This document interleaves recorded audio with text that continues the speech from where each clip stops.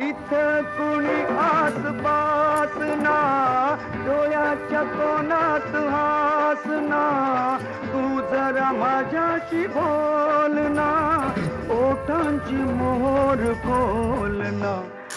जग जग जाता मग वळून पाहता, वाट पावलात अडकळली, जशी मावळत्या उन्हात केवड्याच्या बनात नागिण सळसळली.